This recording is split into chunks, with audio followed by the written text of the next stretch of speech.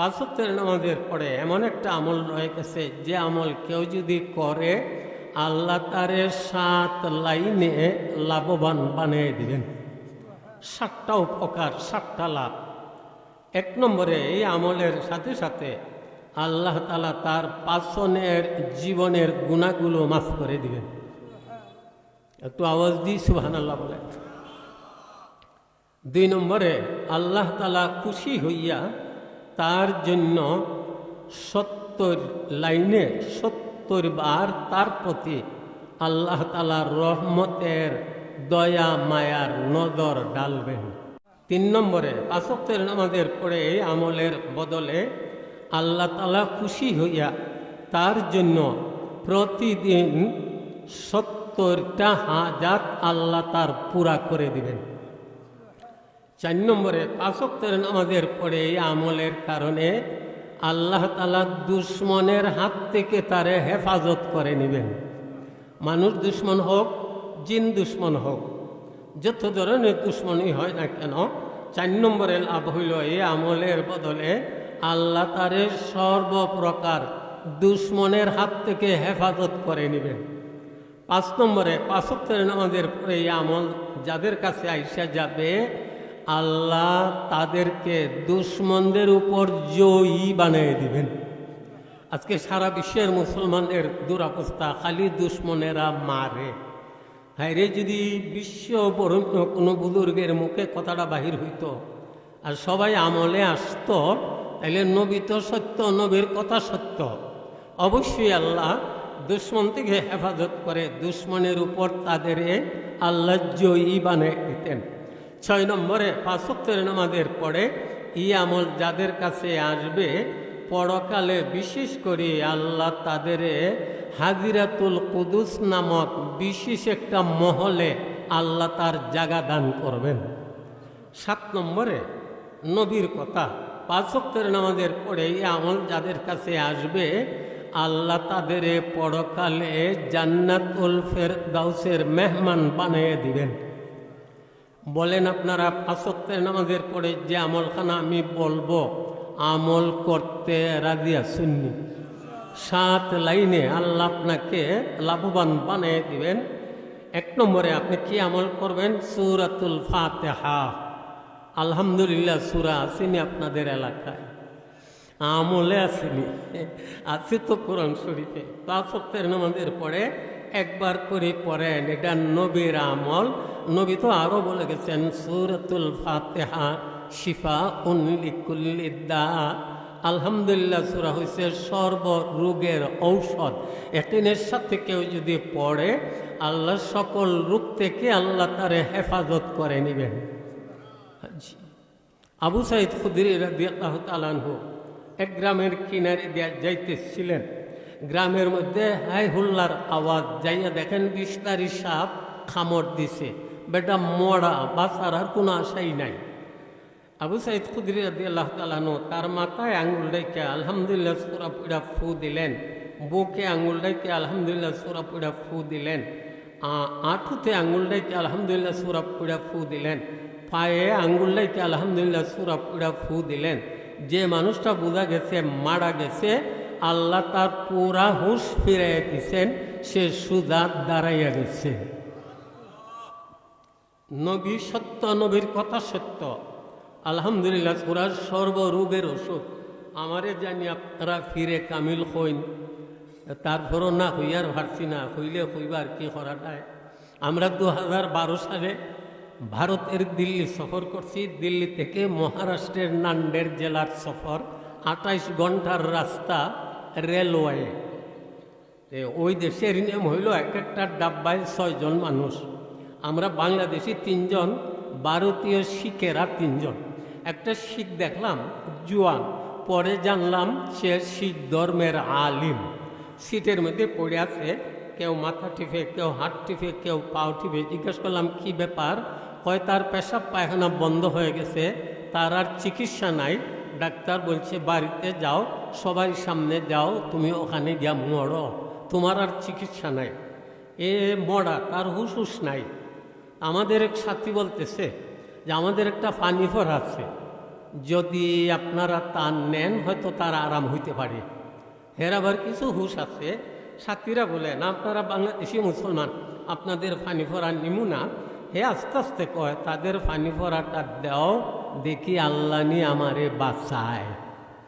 আমি উপরের সিটে, একটা বোতল আমার এক সাথী দিছে, লোকটার দিকে চাইয়া বড় মায়া লাগছে।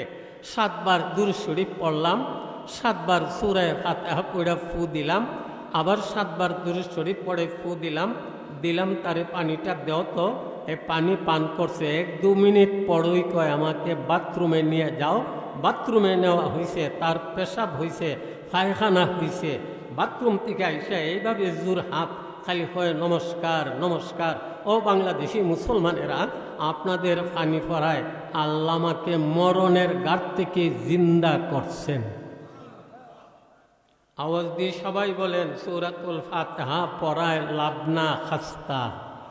পুরা 30 পারা কোরআনে যা আছে সূরাতুল ফাতিহায় তা আছে। আমরা বোঝানোর জন্য বলি, আপনি যদি 5 ওয়াক্তের নামাজের পড়ে একবার করে 5 বার সূরাতুল ফাতিহা পড়েন, এটা নবীর আমল। আপনি যেন 5 বার আসমানি 4 খান বড় বড় কিতাব খতম করলেন। কারণ সূরাতুল ফাতিহার নদীর না আছে তাওরাতে, না জাবুরে, না ইনজিলে, না কোরআনে। তাহলে 5 ওয়াক্তের নামাজের পড়ে যে আমল, এর মধ্যে 1 নম্বর হইছে সূরাতুল ফাতিহা। সবাই বলেন সুন্দরভাবে 5 ওয়াক্তের নামাজের পড়ে সূরাতুল ফাতিহা পড়তে রাজি আছেননি? 2 নম্বরে আয়াতুল কুরসি, জানি না আসেনি আপনাদের এলাকায়? হ্যাঁ রে, নবী বলেন 5 ওয়াক্তের নামাজের পরে কেউ যদি আয়াতুল কুরসি পড়ার অভ্যাস করে, এই আমলওয়ালা মরত আর বেহেশতে যাইত। মানে তারে এমন একটা আমলি জিন্দিগি দিবেন, এই আমলের বদলে মরার সাথে সাথে আল্লাহ তাআলা তার কবর বেহেশতের আরামের গড় বানিয়ে দিবেন। আবার আয়াতুল কুরসি এমন একটা আমল, যে আমলের দ্বারা সে তো নেকি পাবে, পরকালে বেহেশত পাবে।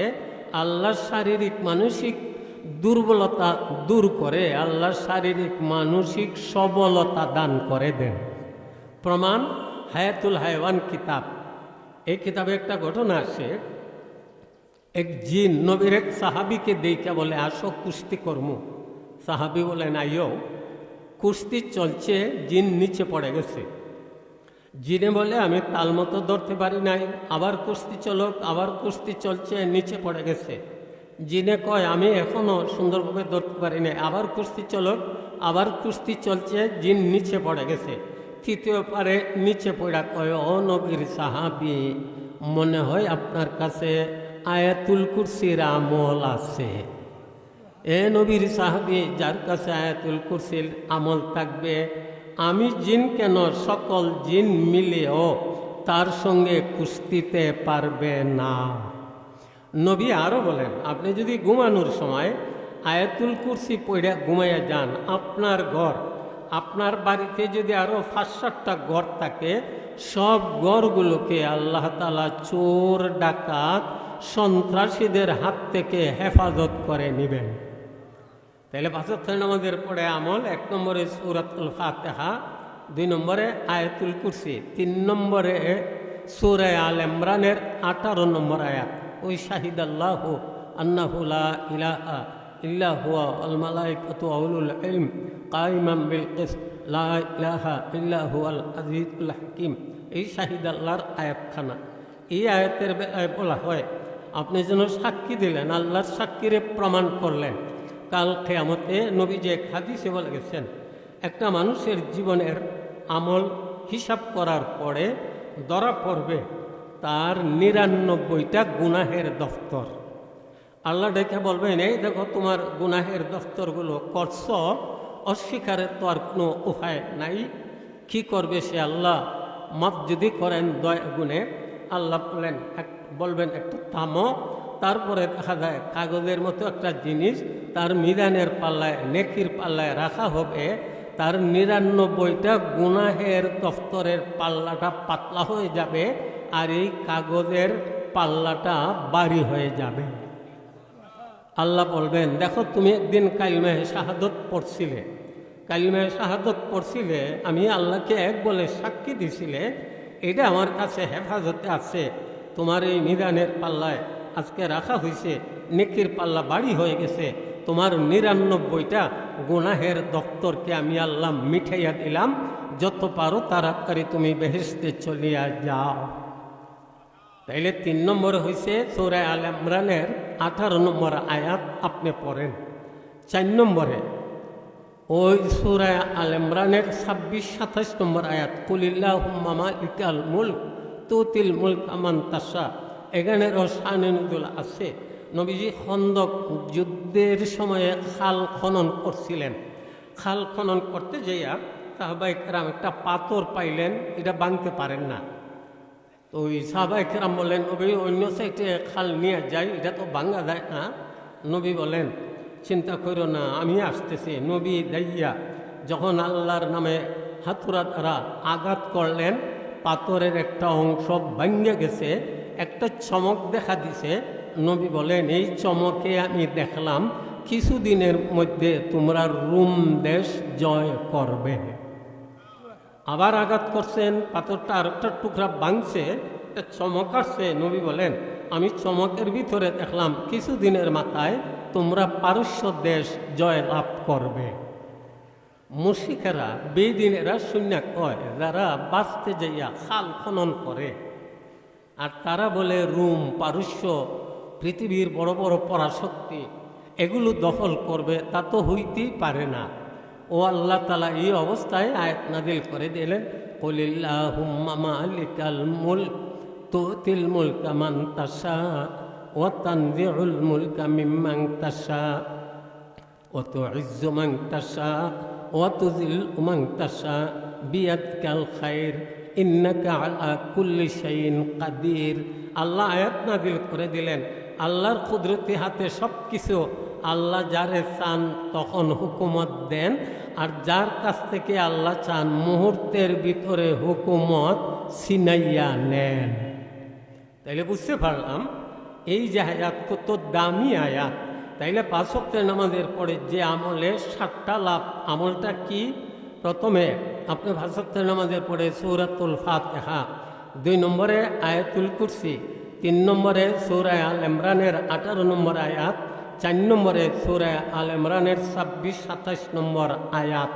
আওয়াজ দিয়ে সবাই বলেন, এই আমলখানা করতে রাজি আছেননি? ৭ লাইনে আল্লাহ আপনারে লাভবান বানিয়ে দিবেন। সবচেয়ে বড় জিনিস বর্তমান বিশ্বে যেটা প্রয়োজন, আল্লাহ দুশ্মনের হাত থেকে আপনারে এই আমলের বদলে হেফাজত করবেন। দুশ্মনের উপর আল্লাহ জয়ী বানাইয়া আপনার গুনাহগুলো মাফ করে দিয়ে পরকালে আল্লাহ আপনাকে জান্নাতুল ফেরদাউসের মেহমান বানিয়ে দিবেন।